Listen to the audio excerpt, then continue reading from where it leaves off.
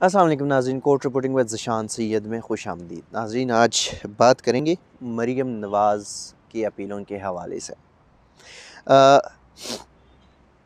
On field reference में मरीम नवाज़ और captain Safdar की अपीलों पर इस्लामाबाद हाई कोर्ट में समाअत हुई। इसमें नवाज़ शरीफ भी है, लेकिन नवाज़ शरीफ की अपील जो है वो ख़ारिज कर दी गई है। ये वो केस है जो सबसे कंट्रोवर्शियल केस है और जिसमें इस्लामाबाद हाई कोर्ट के साकिब निसार का और जो राना शमीम जो है साबिक चीफ़ जज गिलगित बल्तिस्तान की बयानी हल्फ़ी का ज़िक्र है। ये वही केस है। इसमें इस्लामाबाद हाई कोर्ट के डिवीज़न बेंच ने इन तीनों को ज़मानत दी थी।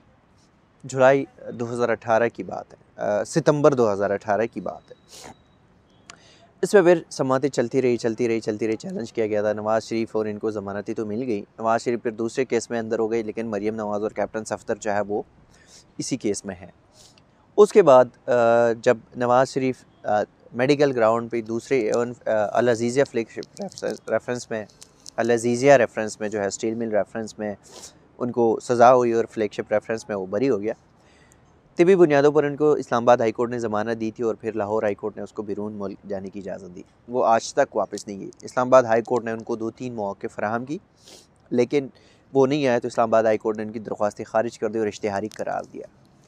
मरीम नवाज़ की अपीलें जो है वो जारी है, चलती रही है यहाँ पे, और कैप्टन सफदर की। लेकिन साथ साथ मरीम नवाज़ ने जब अपनी वकला जो साबिक वकला थे, जिसमें वो नैब कोर्ट में केसेस करते रहे और फिर हाई कोर्ट में भी इस केस को चलाते रहे, उनको अमजद परवेज़ को हटाकर इरफान कादिर को मरीम नवाज़ ने जो है अपना वकील मुकर्रर किया। मरीम नवाज़ ने इरफान कादिर को वकील मुकर्रर किया तो उसके बाद ही उन्होंने अपनी जो नए ग्राउंड्स है उसके ऊपर केस को ख़ारिज करने के लिए इन्होंने एक दरख्वास्त दायर की थी। इस पर नोटिस जारी हुए थे और आज फिर उस पर समाअत थी। मरीम नवाज़ जो है वो कमरा अदालत में पेश हुई। उसमें कैप्टन सफदर और दीगर लीगी कारकुनान जो है वो भी पेश हुए। चूँकि गुज़श्ता समाअत पे इस्लामाबाद हाई कोर्ट में जो नए प्रोसिक्यूटर थे उस्मान गनी चीमा, वो बीमार थे, तो कोविड हुआ था उनको। वो आज वापस आए। अदालत ने उनको कह दिया, उन्होंने कहा कि रिकवर हुआ हो लेकिन इतना नहीं। तो जिस पर जस्टिस मोहसिन अख्तर कियानी और जस्टिस आमिर फ़ारूक खसूसी बेंच इस केस को डील कर रहे, सुन रहे। तो जस्टिस मोहसिन अख्तर कियानी ने कहा कि कोविड जो है इंतहाई हालात ख़राब है, फिर से लोगों को एहतियात करना चाहिए, क्योंकि जब मरीम नवाज़ कमरे अदालत में आती है तो बहुत रश होता है। लेकिन मरीम नवाज़ के दूसरे केस पे जब जो ज़मानत ख़ारिज करने की दरख्वास्ती थी, सॉरी, जो केस ख़ारिज करने की बरीयत के लिए और उनकी जो दरख्वास्ती थी उस पर अदालत से जब नेब को नोटिस हुआ था तो नेब ने उस पर जवाब तलब किया था।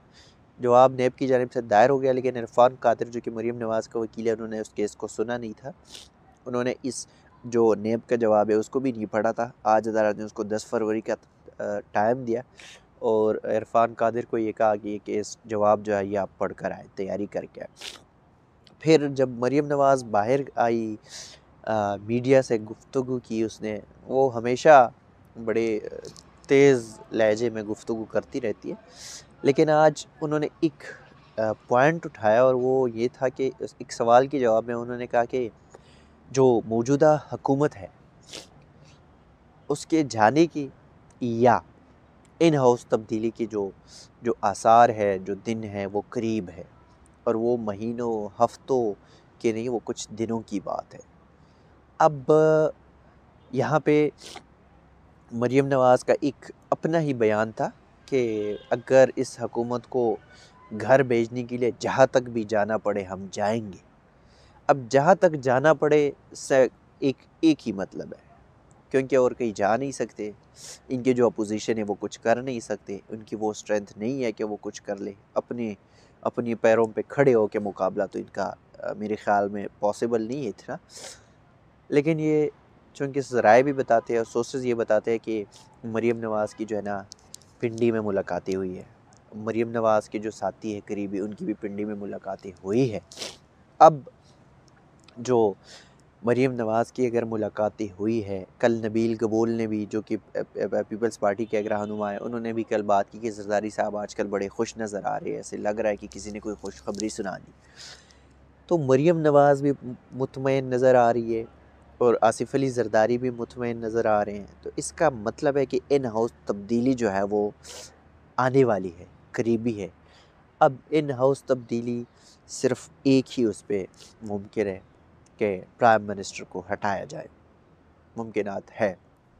इस्टेब्लिशमेंट के साथ जो है इनकी मरीम नवाज़ और जो दीगर इनके लोग हैं या पाकिस्तान पीपल्स पार्टी के लोग हैं, एक अंदाज़े के मुताबिक जिस तरह अगर आप देखें तो लग ये रहा है कि इनकी अभी बातचीत चल रही है और मौजूदा हुकूमत या मौजूदा वज़ीर-आज़म है उसको घर भेजने की तैयारियाँ हो रही है।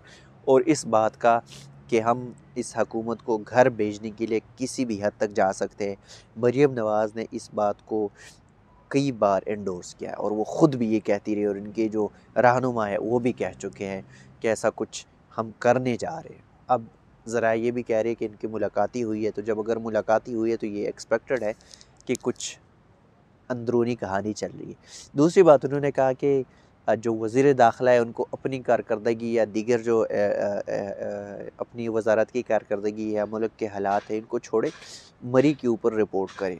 अब मरी वाला सानिया तो एक अलग बैकग्राउंड है, लेकिन एक जो इन हाउस तब्दीली है ये बहुत इंपॉर्टेंट बात है। इस पे मौलाना फजल रहमान भी बात कर चुके हैं, इस पे आसिफ अली ज़रदारी, बिलावल भुट्टो, बिलावल ज़रदारी भी बात कर चुके हैं और मरीम नवाज़ भी बारहा कह चुकी है।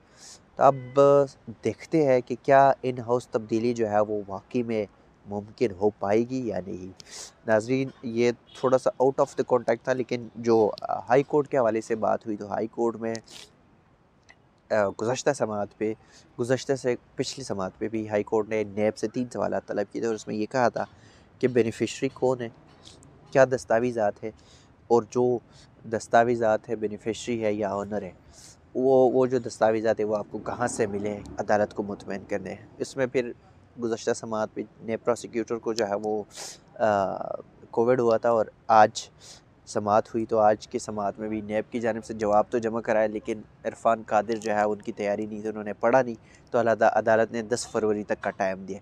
तो केस में मज़ीद जो भी होगा आपके साथ शेयर करते रहेंगे। आज तबीयत भी खासी थोड़ा ठीक नहीं है तो कुछ ज़्यादा नहीं बोल पाऊँगा। तब तक के लिए दीजिएगा इजाज़त। अल्लाह हाफ़िज़।